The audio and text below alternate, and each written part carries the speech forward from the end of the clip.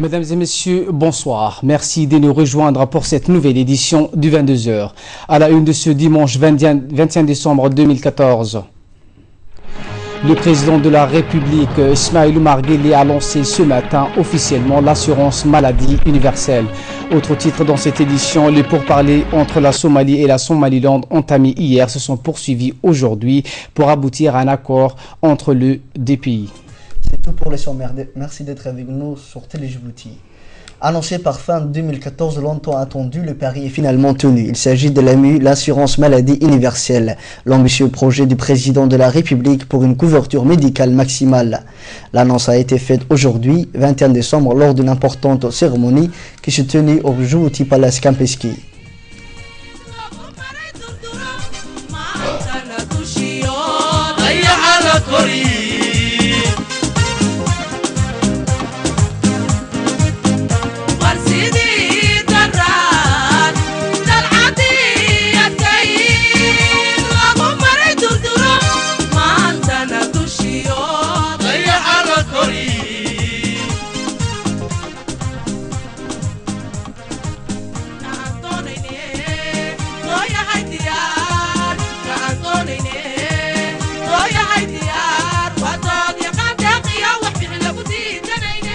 Cette cérémonie a été présidée par le chef de l'État Ismaël Omar Guelleh qui est arrivé en compagnie de son épouse, la première dame Kadra Mahmoud Haïd, où un accueil chaleureux leur a été réservé. À son arrivée, le président Guelleh a été accueilli par le Premier ministre Abdelkader Kamil Mohamed, le ministre du Travail chargé de réformes administratives Abdi Hussein Ahmed et la directrice générale de la Caisse nationale de sécurité sociale, la CNSS, chargée du projet de mise en place de la carte d'assurance maladie, Hana Farasoui.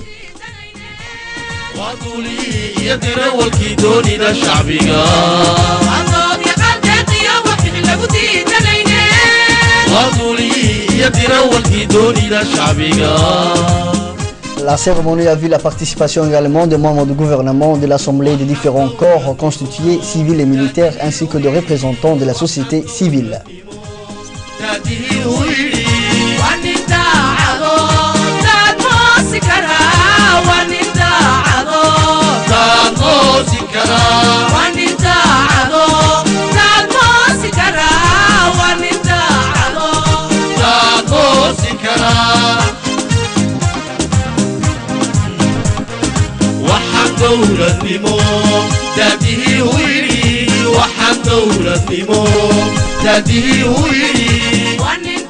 قالوا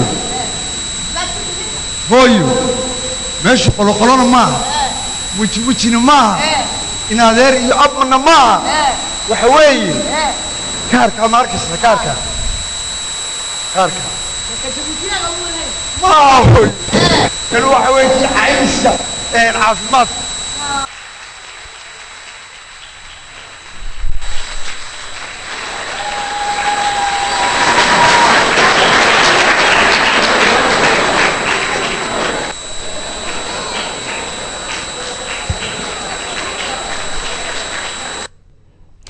Et après l'arrivée du chef de l'État, place maintenant aux séries des discours. Le développement socio-économique passe inévitablement par l'accès aux soins de qualité au plus grand nombre de nos concitoyens et un prix abordable. C'est ce qu'a déclaré aujourd'hui en substance à l'ouverture de la cérémonie de lancement de l'assurance maladie universelle la directrice générale de la CNSS, la Caisse nationale de la sécurité sociale, Hana Farah Assoui. Voici un extrait du discours de la directrice. Nationale, l'accès équitable aux soins de santé pour tous les citoyens, en supprimant les paiements des actes médicaux dans les structures sanitaires publiques. L'adoption de la gratuité des soins de santé, prônée par les différentes politiques de santé publique depuis l'accession de notre pays à l'indépendance, a eu pour conséquence une surconsommation médicale, une surcharge d'activité, biaisant ainsi toutes les anticipations et les projections émises. Ainsi, le système de recouvrement partiel des coûts fut introduit en 2008 dans le but d'inciter tous les usagers du système de santé à contribuer au financement de la santé, malgré son utilité pour combler le gap de financement et les équipements sanitaires. Ces systèmes demeurent particulièrement inéquitables. Ils profitent mieux à une frange de la population ayant les moyens des savoirs pour en tirer les meilleures parties. Ce qui instaure d'emblée une inégalité en matière de santé selon le milieu social et se traduit jusqu'à dans l'espérance de vie. Les obstacles financiers auxquels se heurtent les plus vulnérables d'entre nous ne font qu'amplifier leur méfiance à l'égard du système de soins.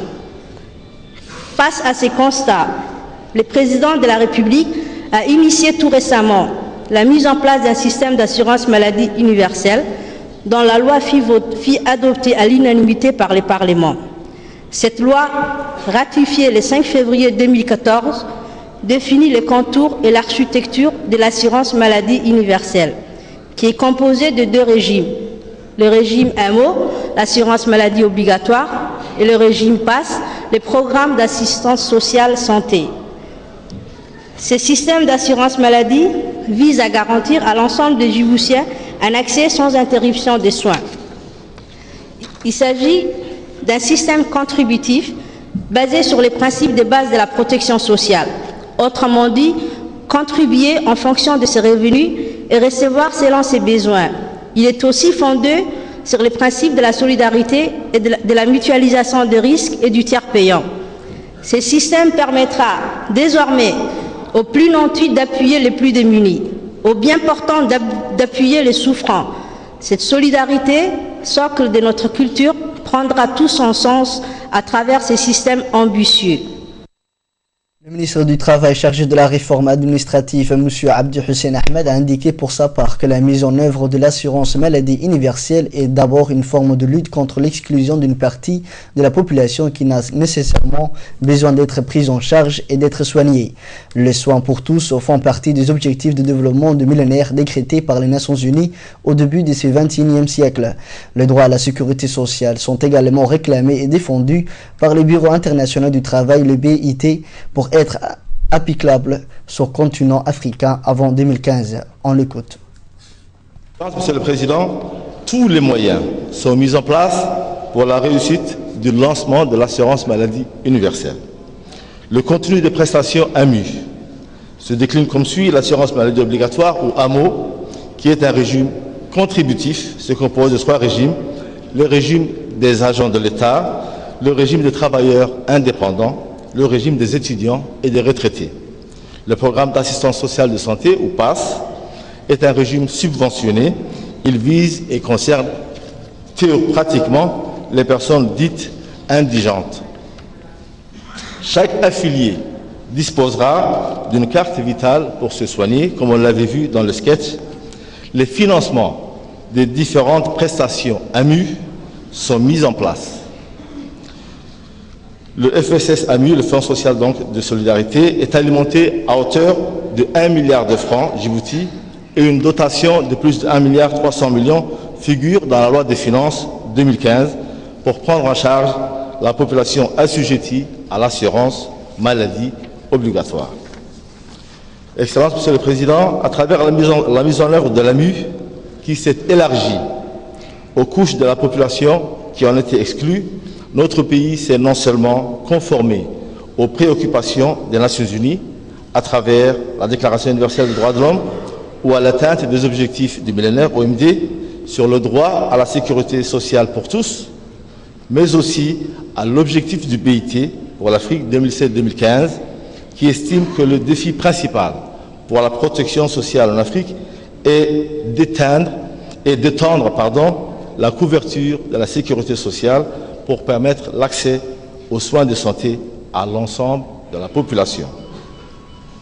Ce système d'assurance maladie universelle, né de la volonté présidentielle de permettre à sa population la plus vulnérable d'avoir accès aux soins de santé, nous permettra aussi, par la même occasion, de réduire la fracture sociale et la pauvreté. Dans son discours prononcé à la cérémonie de lancement de l'assurance maladie universelle, le chef de l'État, Ismaïl Omar Guelleh, s'est longuement attardé sur la situation du système de santé djiboutien qui, a-t-il indiqué, se voulait au départ, je cite, généreux, mais qui a marqué ses limites. Une remise en question du système impliquait une profonde réflexion, une prise de conscience, mais aussi une mobilisation des moyens. Pour avancer, il faut plus de médecins, de spécialistes, d'infrastructures sanitaires, d'équipements médicaux modernes et sophistiqués et un personnel qualifié pour les utiliser ainsi que des moyens financiers conséquents pour avoir accès aux médicaments. Un extrait de l'intervention du président. Il est des occasions comme celle qui nous réunit aujourd'hui qui donnent tout son sens et son poids au devoir de solidarité d'une nation et qui mettent chacun d'entre nous face à ses responsabilités en tant qu'individu et en tant qu'acteur d'une collectivité. En effet, vous l'avez constaté, si nous sommes tous vulnérables face à la maladie, nous ne sommes pas égaux face aux soins. Comme viennent de le démontrer les nombreux témoignages, le coût d'une ordonnance et d'une consultation représente des sommes importantes, même pour ceux de nos concitoyens qui disposent d'un revenu moyen. Que dire donc des plus modestes?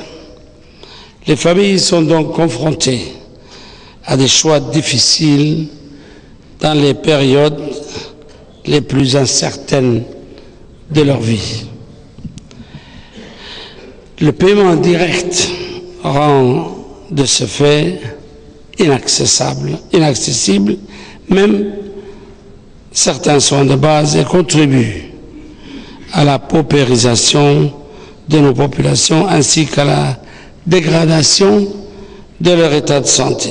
Aujourd'hui, notre système de santé, pensé au départ pour être généreux et inclusif, a atteint ses limites.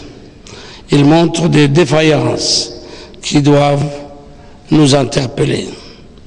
Et pourtant, notre État n'a jamais lésiné sur les moyens accordés à la santé de nos concitoyens. Du fait de notre politique volontariste axée sur le développement humain, nous avions fait le choix d'investir massivement dans ce secteur à travers la multiplication des infrastructures sanitaires sur l'ensemble du territoire. Pour autant, cela n'a pas eu l'effet escompté sur l'accès à la population aux soins. On voit encore trop souvent les centres de santé communautaires engorgés, tandis que persistent les flux des ruraux vers les structures de la capitale, parfois même pour des soins de base. Nous avons investi dans les formations des cadres de santé pour pallier au manque de personnel médical qualifié afin de garantir l'égalité en matière de qualité de santé. Nous avons multiplié par 3 le budget de la santé. Pourtant, force est de constater que ces efforts budgétaires ne se reflètent pas dans la qualité des soins délivrés. De même, les coûts pour les patients dans les structures publiques demeurent onéreux. Face à cette situation jugée alarmante, il apparaît évident qu'une réforme profonde du secteur de la santé et de son financement s'impose pour restaurer l'équité, rétablir l'équilibre et rationaliser des dépenses pour regagner la confiance des Djiboutiens en leur système de santé. En poursuivant son discours, le chef de l'État s'est prononcé pour la réforme du système de santé et la mise en place de structures sanitaires devant fournir à tous des soins de qualité. Cette réforme, a-t-il souligné le chef de l'État, je l'ai voulu pour aider et soulager ceux ou celles qui ne peuvent supporter les prises en charge des traitements et des médicaments. Combien nous sommes concernés, a précisé le président, par le problème que pose pour nous ou nos proches le diabète, l'hypertension artérielle, les accidents vasculaires cérébrales, les insuffisances rénales et autres maladies. Suivant un autre extrait du discours du président de la République. Cette maladie que nous engageons aujourd'hui n'est que le prélude de ce qui sera la refonte complète et en profondeur de notre système de santé. Ceci dit, cela n'augure pas pour autant une remise en question de la générosité dont nous devons faire preuve. Bien au contraire, nous réformons pour que nos ressources servent à bâtir un système équitable qui fournit des soins de qualité à tous. Et surtout, bâtir un système plus juste qui donne plus à celui qui en a le plus besoin. Mesdames et messieurs, lorsqu'une famille doit choisir entre un repas et des médicaments, la collectivité dont elle est issue doit s'interroger. Pour un peuple qui a la solidarité chevillée au corps, qui a pour socle la cohésion sociale, il est impensable de laisser s'accentuer de telles inégalités.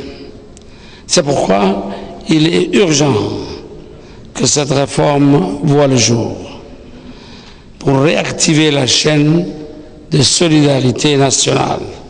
Cette réforme, je l'ai voulu d'abord orienter vers les besoins des plus démunis, vers ceux et celles qui font parfois des choix dramatiques et pour qui le moindre mal suffit à les faire basculer dans la pauvreté extrême. Cette réforme, je l'ai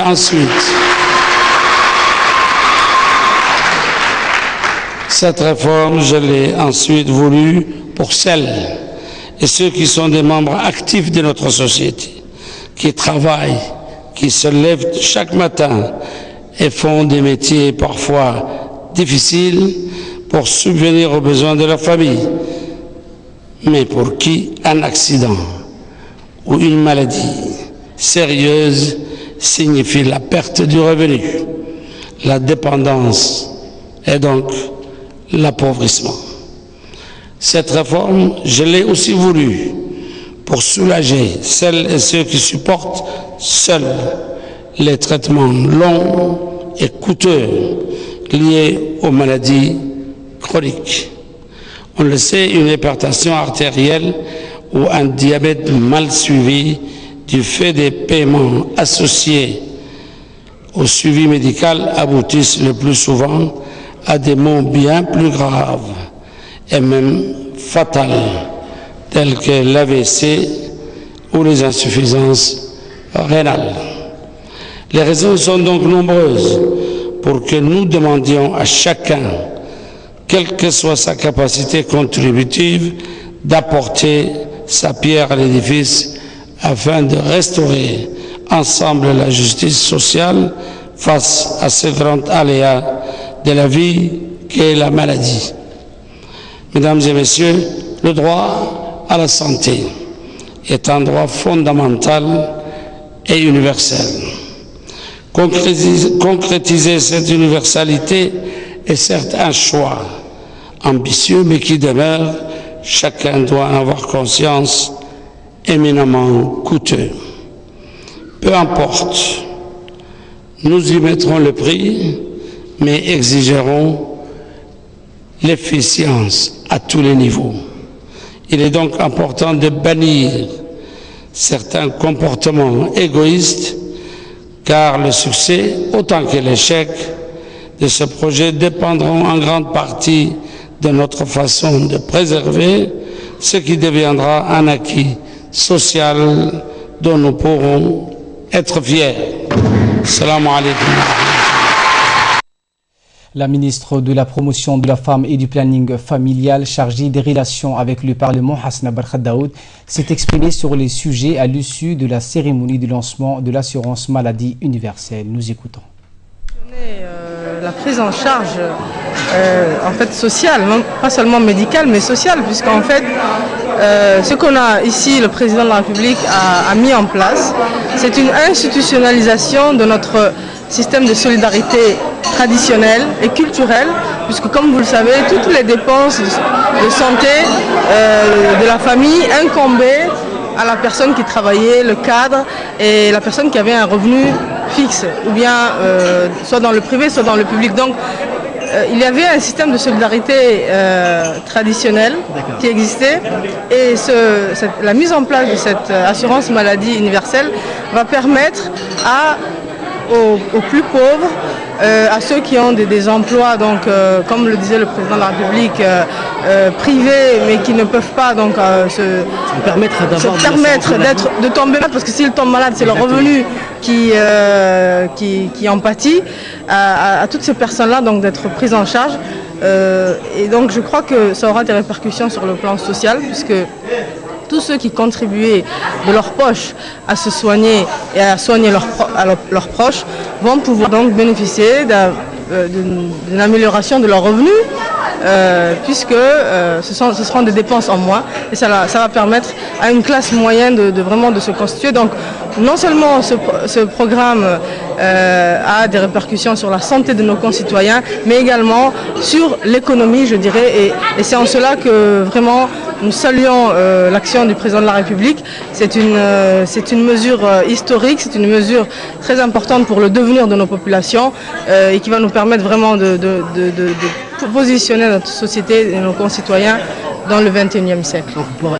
On vous le disait en titre, le pourparlers entre la Somalie et la Somaliland entamé hier se sont poursuivis aujourd'hui pour aboutir à un accord entre les deux pays. Auparavant, le président de la République a reçu au palais présidentiel 2 délégations. Le président somalien Hassan Sheikh Mohamud est arrivé à la présidence de la République accompagné de sa délégation. Le président a été accueilli par son homologue djiboutien Ismaïl Omar Guelleh, entouré du ministre des Affaires étrangères et de la coopération internationale Mahmoud Ali Youssouf et du secrétaire général de la France Ismaïl Hussein Tani. Ce fut le cas ensuite le tour du président de la Somaliland Ahmed Mohamed Mahmoud Sinayo d'être accueilli par le chef de l'État.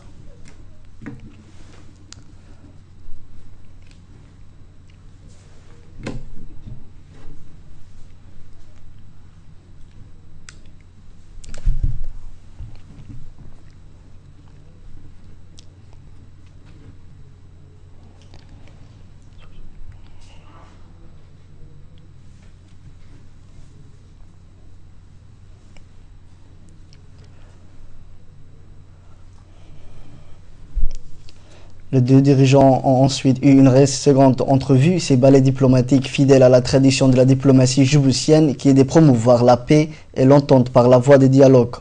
Ainsi, Djibouti, avec l'appui et la confiance qu'accordent les deux partis au président Guelleh, à servir de plateforme de discussion entre les partis, c'est-à-dire Somalie et Somaliland.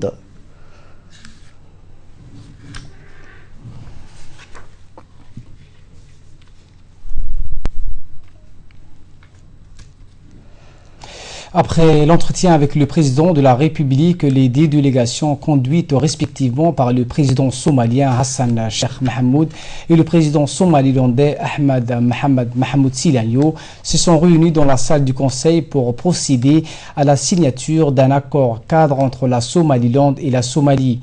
La cérémonie était présidée par le président de la République, Ismaïl Omar Guelleh, qui a prononcé une courte allocution au cours de laquelle il a félicité les deux parties pour leur clairvoyance permis, a-t-il dit, d'un accord entre les parties. Effectivement, au cours de cette cérémonie, les deux présidents ont paraphé l'accord cadre des pourparlers qui ont débuté hier. L'accord en 6 points prévoit notamment à donner la priorité au dialogue pour résoudre toutes les questions en suspens entre les deux parties. Comme nous l'avons dit, l'accord en 6 points stipule la poursuite des dialogues entre deux parties et qu'il soit agencé dans le temps. En outre, l'accord signé aujourd'hui par le président fédéral somalien et le président du Somaliland souligne la nécessité de mettre un effort particulier sur les questions politiques ainsi que la mise en œuvre de précédents accords, notamment de s'abstenir de tout ce qui pourrait constituer un obstacle au dialogue, de faire la distinction entre les questions politiques, entre d'une part les questions et celles ayant trait aux questions humanitaires, de mettre en œuvre les accords convenus en matière de trafic aérien. Il était convenu également dans cet accord entre les deux parties de faire appel à des experts pour les questions que le nécessitent. Les deux parties ont convenu également de la nécessité du respect et de la protection des droits humains ainsi de l'entretien de la coopération dans le domaine sécuritaire. Autre point de cet accord, les deux parties ont convenu de se retrouver à Istanbul le 15 et le 16 janvier prochain. Les derniers points de l'accord de deux parties ont adressé un sincère remerciement pour avoir accepté d'abriter ces pourparlers conformément aux vœux formulés par les deux parties. À l'issue de cet accord, le porte-parole de deux délégations se sont félicités mutuellement de la signature de l'accord qui ont qualifié de ces rencontres d'historiques.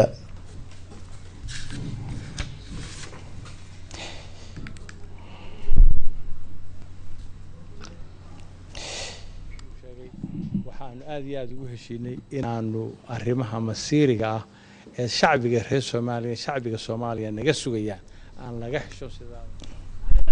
Au terme de 2 jours de discussion à Djibouti, le président somalien Hassan Sheikh Mohamud s'est envolé à bord de son avion privé à destination de Mogadiscio. Il a été salué à son départ à l'aéroport international de Djibouti par le Premier ministre Abdelkader Mohamed Kamil ainsi que de hauts responsables civils et militaires.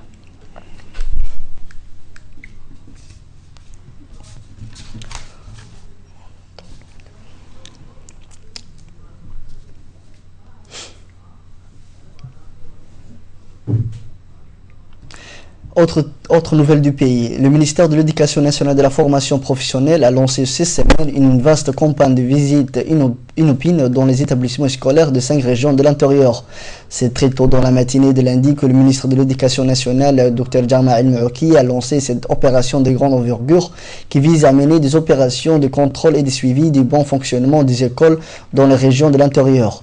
À cet effet, le MENFOB a mobilisé l'ensemble des cadres et responsables qui ont été répartis en plusieurs commissions composées de membres du cabinet, de chefs de service qui ont signé et couvert les 125 établissements de région de l'intérieur. L'objectif de l'opération effectuée de l'ensemble des enseignants et affectés dans l'école et un état de lieu des établissements selon le fonctionnement des cantines et des dortoirs scolaires. Même les commissions techniques ont profité de l'occasion pour mener des discussions et de rencontrer les parents dans les écoles des régions. Les commissions de contrôle et d'évaluation ont eu le plaisir de constater le sérieux et l'esprit de responsabilité qui anime leurs enseignants qui s'acquittent avec rigueur et application de leurs tâches. Notons que le bilan de ce contrôle réalisé cette semaine fera l'objet d'un rapport de synthèse qui servira de base à des actions de rémédiation ou de renforcement visant à réduire la qualité et l'efficience de notre système éducatif. Par ailleurs, l'ensemble du personnel des différents établissements de la région effectuer une mission dans la région d'Obok. 7 écoles ont été programmées. Dans ces différentes écoles, nous avons effectué les politiques des personnels enseignants, administratifs, les cantinaires. Également, nous avons effectué les états de lieu des différents locales. Et dans l'ensemble, nous sommes satisfaits. C'est sur ce point que je touche à sa fin. Merci de l'avoir suivi et très bonne suite avec le reste de nos programmes télévisés.